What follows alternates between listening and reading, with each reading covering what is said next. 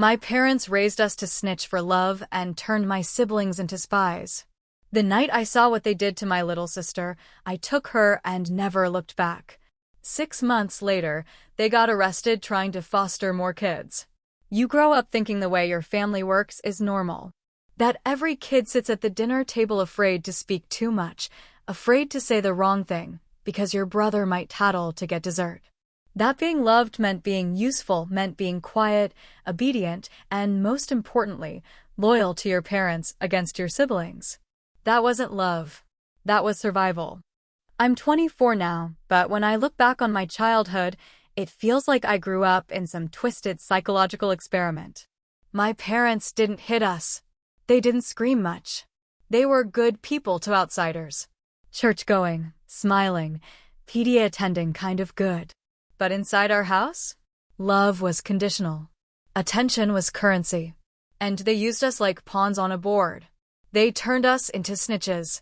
If my younger brother told my mom I didn't clean under my bed, he got a gold star on the fridge and got to pick the movie that night. If I told Dad my sister stole peanut butter from the pantry after bedtime, I got to sit in the front seat on the way to school for a week. Little things.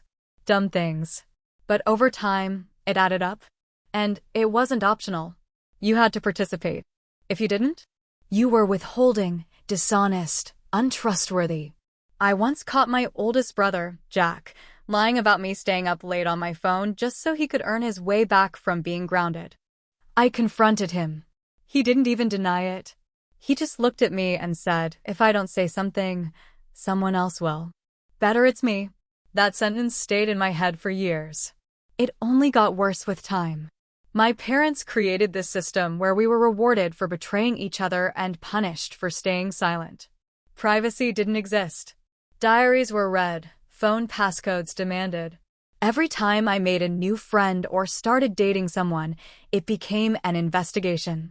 They'd question me for hours, ask my siblings if I was lying. And they always told them, "We're only asking because we care." They didn't care. They just wanted control. But none of us noticed how warped it was, not really. Not until the night I saw what it did to my little sister, Maddie. Maddie was the baby. Sweet, shy, and always trying to please. She still called our mom Mommy long after the rest of us stopped. I used to protect her when I could share my snacks, cover for her when she cried over bad grades, walk her to school even if it made me late. I didn't realize until years later that she was the one getting it the worst. Because when you're the youngest, they treat you like putty, like someone to mold from scratch. And they molded her into the perfect little informant. She wasn't allowed to play without someone watching. She couldn't keep a journal. My mom used to go through her texts and then ask her about them like a pop quiz. Then, when she was 9, I caught my dad doing something that made my blood run cold. It was late. I'd had a fight with Jack about who forgot to take out the trash, and I went downstairs to cool off. That's when I heard it. My dad's voice, low, controlled. "Tell me again. What did she say about me? Don't leave anything out." I peered into the hallway, and there was Maddie, sitting at the kitchen table, in her pajamas, with a notepad in front of her. He was coaching her, like he was interrogating a suspect. I watched, frozen, as she tried to recall something I'd said earlier that day. Her voice trembled. She looked exhausted. And when she said she didn't remember, he slammed the notepad down. Not hard enough to hurt, but enough to make her jump.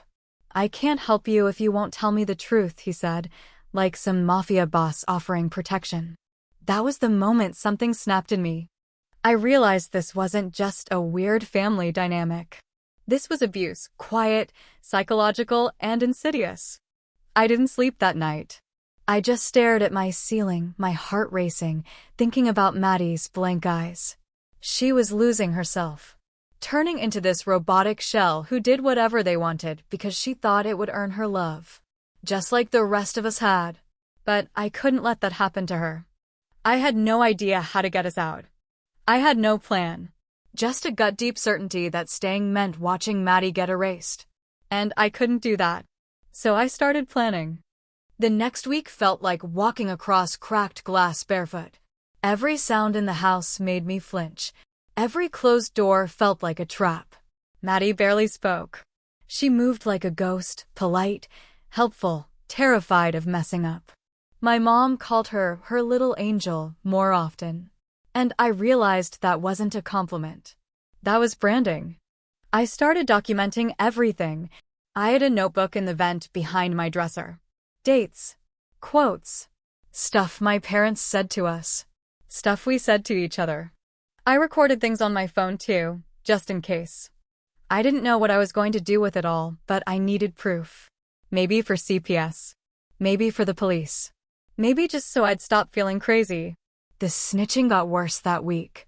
Maddie told my mom I'd taken a call after 10 p.m. I didn't even get mad. I just looked at her, and I saw this flicker of shame in her face. Like she knew.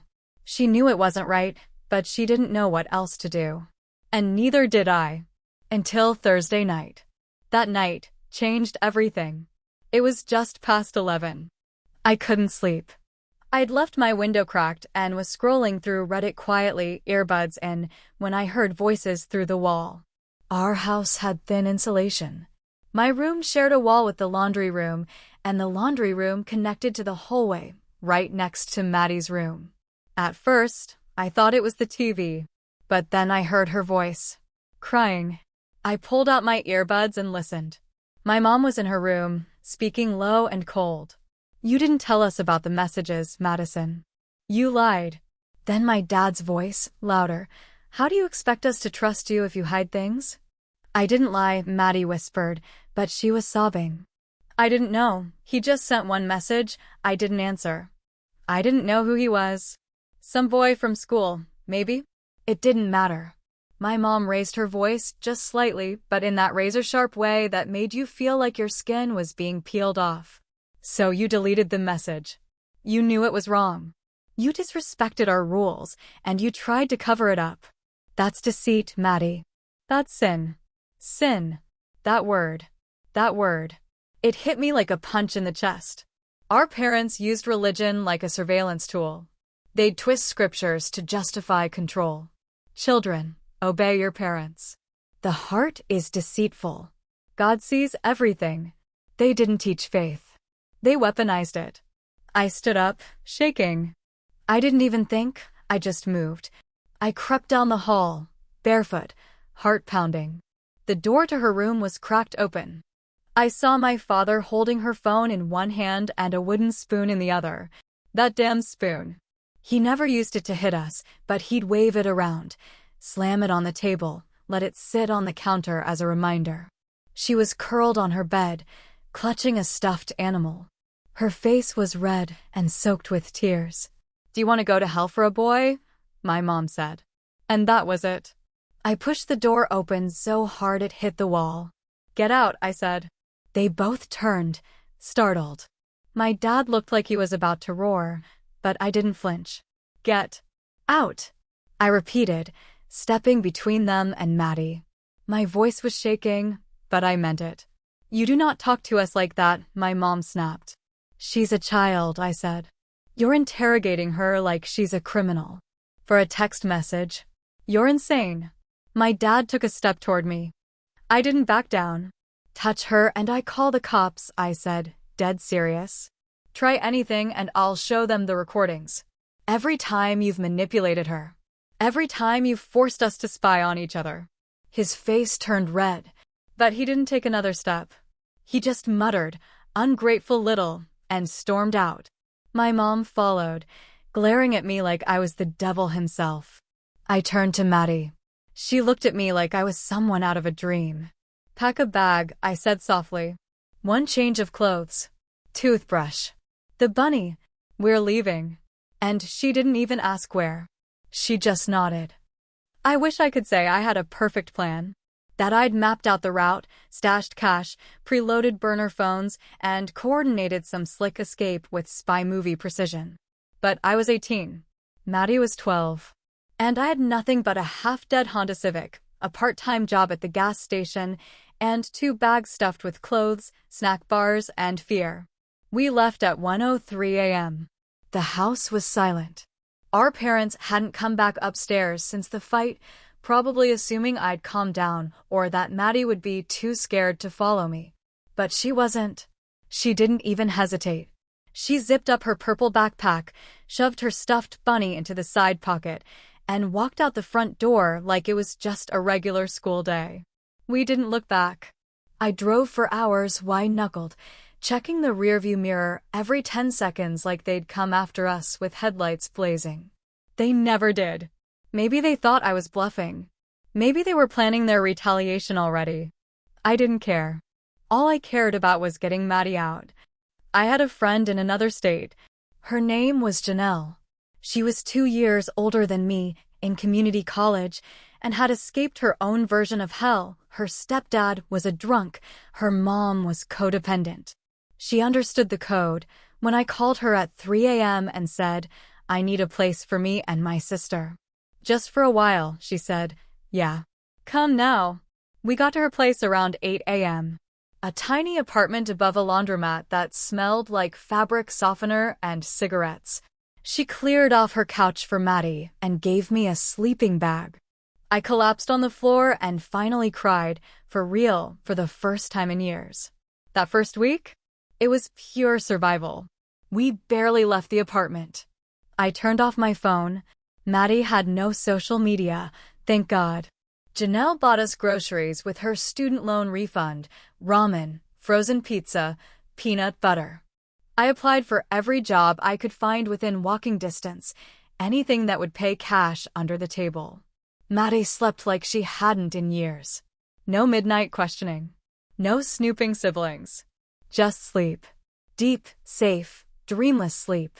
But the fear didn't go away. I kept expecting the knock at the door. Police. Social services. My father with his forced smile and a stack of lies. I wrote down every memory I could, every instance of control, every time I'd heard Maddie cry. I still had the audio file from that night. I emailed it to myself, to Janelle, to a burner Gmail. I even printed it out with a note. If anything happens to me, start here. I wasn't about to let them take her back. After 2 weeks, I landed a job bussing tables at a diner down the street. It was brutal work, early mornings, rude customers, aching feet, but it paid under the table and the manager didn't ask questions. Maddie started school using Janelle's address. I used a forged rental agreement and got her enrolled with minimal fuss. She didn't speak much the first month. Just observed. Like she didn't fully trust that this wasn't a trick. One day I came home and she'd drawn a picture, just crayon on printer paper, of the two of us eating pancakes under a tree. It was the first time I saw her smile without checking to see if anyone was watching. But I was unraveling. The trauma didn't go away just because we got out. I had nightmares of my mom's voice, of Maddie disappearing, of being dragged back to that house. I kept one eye on the news and the other on our budget, terrified we'd end up homeless. I was angry all the time, especially at myself. For waiting so long. For not protecting her sooner. For letting it happen at all. Then, 6 months in, it happened. I was on break at work, scrolling through local news on Janelle's phone, when I saw their faces. My parents. Minnesota couple arrested for attempted foster fraud, the headline read. The article said they'd applied to become foster parents and were flagged during the home study after their youngest daughter, my Maddie, was listed as missing but potentially with family. Someone had tipped off the agency about their methods of discipline. The reporter didn't give details, but they mentioned psychological coercion, religious intimidation, and emotional isolation. They were being investigated for abuse. Not just to us, but because they had tried to get more kids. I started shaking, not crying. Shaking, like every cell in my body was waking up from a long coma. I showed the article to Janelle. She sat down next to me, reading it 3 times, then whispered, "They're done." They were. Finally, I told Maddie that night. She stared at me for a full minute, then said, "Does that mean no one else has to go through it?" I nodded. No one else. And then she did cry. Not the scared kind. Not the silenced, swallowed sobs we were used to, but the full body, open-mouthed, shaking kind. The kind that breaks something and heals something too. That night, I let myself believe that maybe, just maybe, we were free. Freedom didn't feel like fireworks or celebration. It felt like silence. Real silence. No footsteps in the hallway. No whispering behind doors. No forced family meetings or moral lectures. Just the quiet hum of Janelle's fridge and Maddie breathing softly on the couch while her stuffed bunny lay on her chest. But that silence brought new noise in my head. For the first few weeks after the arrest, I kept expecting some twist. That they'd get out on bail. That they'd find us. That CPS would show up and say, "You can't just take your sister and leave." I didn't trust peace. I didn't know how to sit in it without bracing for it to vanish. I filed for temporary guardianship with the help of a nonprofit legal group. I'd never done anything like that before, but they helped me navigate the paperwork. When the caseworker read through my file and the recordings, she got quiet. Then she asked if Maddie had ever had access to therapy. No, I said.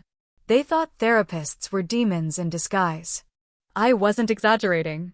My mom once told us that mental health professionals infiltrate families and break God's order. Therapy, in her mind, was rebellion. So yeah, I got Maddie therapy. Weekly sessions. At first, she just stared at the floor.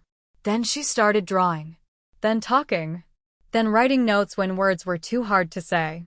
And every week, she came home a little less tense. As for me, I didn't touch therapy for a while. I told myself I didn't have time. I was working double shifts now, mornings at the diner, evenings at a warehouse.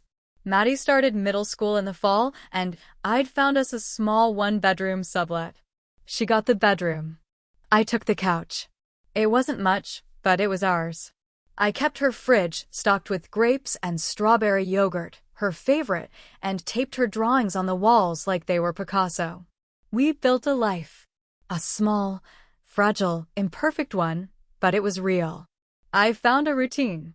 Woke up early. Took Maddie to school. Worked. Picked her up. Helped her with homework. Ate boxed mac and cheese on the couch while she told me about her math teacher who used cat videos in his lessons. For the first time, I wasn't surviving because of fear. I was surviving for her. But I was also burning out. One night, after Maddie went to bed, I sat on the floor and sobbed. The kind of crying that makes you gasp for breath. Janelle found me like that when she stopped by to drop off groceries. I told her I couldn't keep doing it. That I didn't know how to be everything Maddie needed. That I didn't even know who I was now that I wasn't their puppet. She put her hand on my shoulder and said something I'll never forget. "You already saved her. Now you get to save yourself too." That's when I made my own therapy appointment. It was brutal. I sat there across from a stranger and tried to explain the way love was used against us. How we were trained to betray each other. How I still flinched every time someone raised their voice. How I didn't know if I was a good sister or just the least bad option. The therapist didn't fix me, but she heard me, and that was a start. Maddie had her first birthday outside that house in the spring. She turned 13. We didn't do anything big, just pancakes with whipped cream, a walk in the park, and a stop at the bookstore. But she said it was the best day of her life. Then, out of nowhere, she asked, "Do you think Mom and Dad loved us?" I paused. Thought about all the times they said, "I love you," with conditions. When it meant, as long as you obey, as long as you're good, as long as you report back. "I think they loved power," I said. "And we were the tools they used to keep it." She nodded like she'd already guessed that answer. Then she said, "I don't want to be like them." "You're not," I told her. "You never were." And in that moment, I realized neither was I. We were building something new. Not a perfect life, but an honest one. One where love didn't have to be earned by snitching. One where being yourself didn't mean punishment. One where the past was a part of us, but not the whole story. We still sleep with the doors open. Not because we're scared anymore, but because we can. The story of my parents' arrest spread fast, faster than I expected, honestly. Not national news fast, but enough that anyone who knew them started whispering and judging. Some defended them. They were strict, not abusive. Others shook their heads and said, "We always knew something was off about them." I didn't care what people said. Not at first. I only cared that they weren't coming back for Maddie. That there would be no more midnight lectures, no more forced confessions, no more shame disguised as salvation. But then the court date came. I wasn't required to attend. The state was pressing charges based on the false information they'd given on their foster application and what was uncovered during the investigation. But I went anyway. I needed to see it with my own eyes. I'll never forget the way my mom looked as she entered the courtroom. Not handcuffed, just escorted. Her hair pinned up like she was going to church, not facing charges for psychological abuse. She saw me, and for a split second, her face cracked. Not with shame. With rage. My dad didn't look at me at all. Their lawyer painted them as misunderstood, people of strong values who used discipline to instill responsibility. But the emails, the recordings, the testimony from a former pastor who cut ties with them after they tried to manipulate the church youth group, none of it could be swept under the rug. And then, the social worker stood up. The one assigned to their foster application. She read from her report, her voice flat but firm. Interview with minor, anonymous, describes feeling monitored like a prisoner, expected to report on siblings in exchange for approval. Emotional coercion through religious guilt, isolation, and manipulation. Expressions of love were withheld as punishment.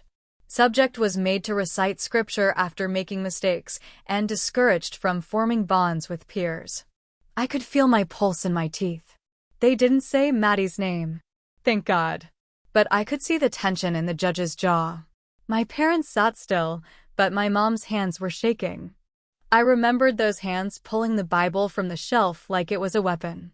After the hearing, I walked outside and sat on the steps. I thought I'd feel relief.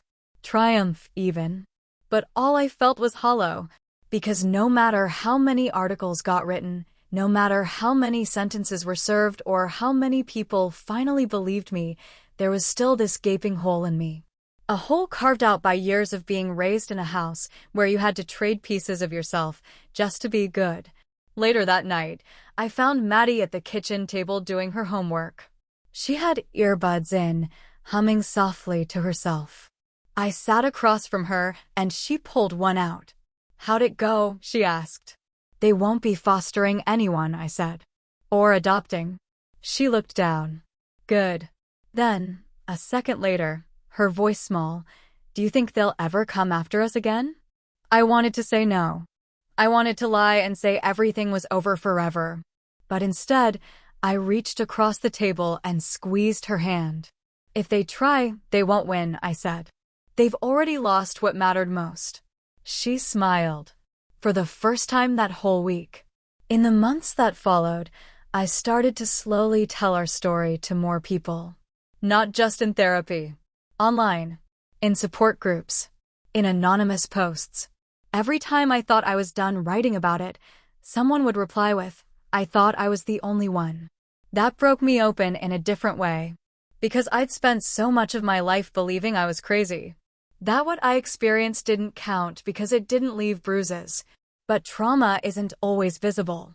Sometimes, it's the quiet stuff that takes the longest to unlearn. The hardest part wasn't escaping. It was believing we deserved to.